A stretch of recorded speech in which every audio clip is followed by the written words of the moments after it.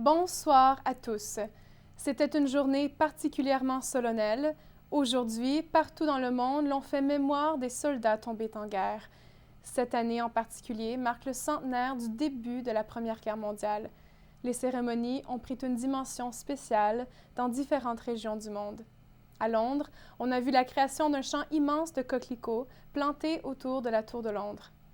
Puis à Ottawa, une cérémonie émouvante s'est déroulée devant le monument commémoratif de guerre du Canada, spécialement depuis les attentats des dernières semaines contre Nathan Cirillo et Patrice Vincent. Monseigneur Donald Thériault, évêque de l'Ordinariat militaire du Canada, a publié une lettre pour le jour du souvenir. Il écrit « À la lumière des événements tragiques survenus récemment, il convient que les communautés catholiques partout à travers le Canada reconnaissent officiellement le sacrifice de chaque militaire en ce jour du souvenir. » Je vous laisse maintenant avec Charles Bourgeois pour Perspective.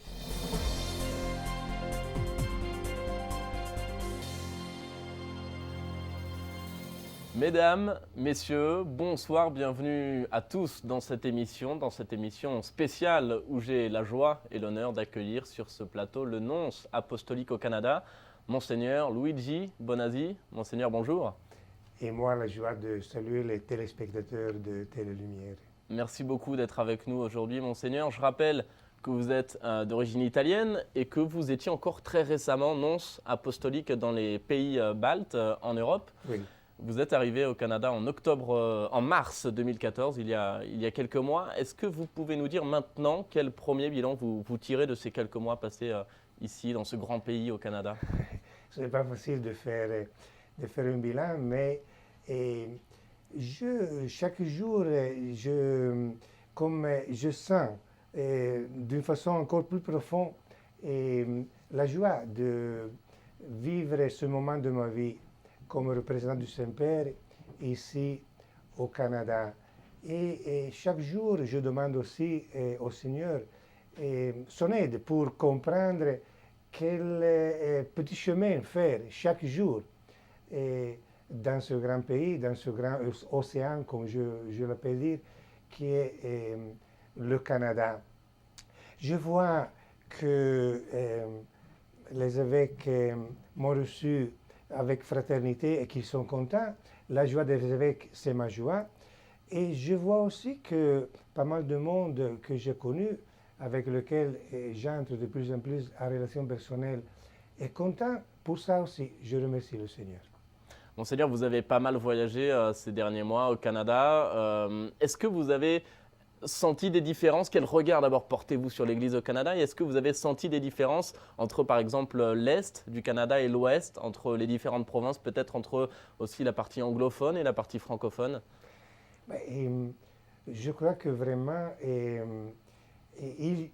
c'est-à-dire, ce sont les différences de mosaïque dans laquelle, disons, une partie a ses couleurs, autres parties ont d'autres couleurs.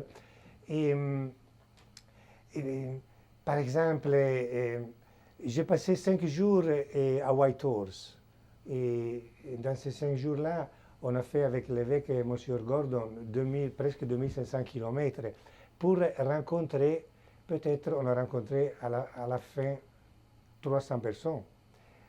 Parce qu'il y a des communautés très petites. Mm-hmm. Non. Ici à Toronto, on est tout de suite au milieu de millions, de millions de personnes. Et le Canada, c'est comme ça. Il y a, disons, une grande concentration de personnes et il y a aussi des endroits où il n'y a plus comme des isoles, des îles. Et je me suis dit, mais ça vaut la peine d'investir en ressources humaines et matérielles, et là où il y a seulement quelques dizaines, quelques centaines de personnes. Et j'ai compris que chacun a le droit de recevoir la bonne nouvelle de l'Évangile. Et donc que même par une personne, il faut faire tout l'effort pour lui apporter la joie de l'Évangile. Donc ma mission au Canada est faite de l'attention aux grandes choses, mais aussi aux petites réalités qu'on trouve ici. Je le disais, Monseigneur, vous êtes arrivé en mars 2014, alors que nous célébrions ici au Canada le 350e anniversaire de la basilique cathédrale Notre-Dame de Québec.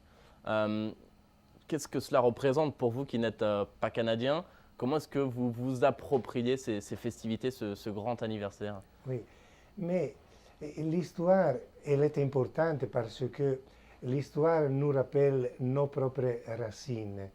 Et aujourd'hui, un peu avec Internet, avec la télévision, on vit avec une vélocité le moment présent qui peut-être nous fait oublier notre passé et nos racines. Alors qu'il est important d'avoir conscience de d'où nous venons, non? Et ce que a été, disons, a contribué à produire le moment présent dans lequel je vis. Et cela à tout niveau, aussi au niveau de la vie chrétienne. Donc, le 350e anniversaire, c'est de prendre conscience de cette base de générosité et de vie chrétienne, de sainteté, sur laquelle je chemine maintenant. Cette base qui me donne à moi, personnellement, aujourd'hui, de connaître, de recevoir la bonne nouvelle de l'Évangile. Cette base qui est une base vivante. Donc le passé, c'est un passé vivant. Et Saint François de Laval, Marie de l'Incarnation, sont deux personnes qui m'accompagnent.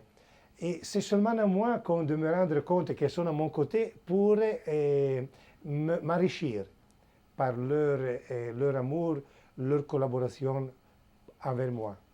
Monseigneur, quel message vous voulez lancer aujourd'hui aux fidèles catholiques du Canada brièvement? Mais il faut, comme toujours, je pense, retrouver la conscience et la joie d'être chrétien. Non. Et le chrétien est celui qui se rend compte, premièrement, que sa vie est constamment comme illuminée, même lorsqu'il n'y a pas le soleil, mais il est illuminé par l'amour de Dieu, par l'intérêt que Dieu porte envers ma personne, et qui suscite en moi le désir comme de correspondre, non? Correspondre en vivant l'Évangile qui m'invite, comme dire, à partager, non, ma vie avec les autres. L'Évangile, c'est un peu l'appel à ne pas vivre isolement, non, mais à vivre comme une personne qui bâtit des relations et qui donne et reçoit constamment.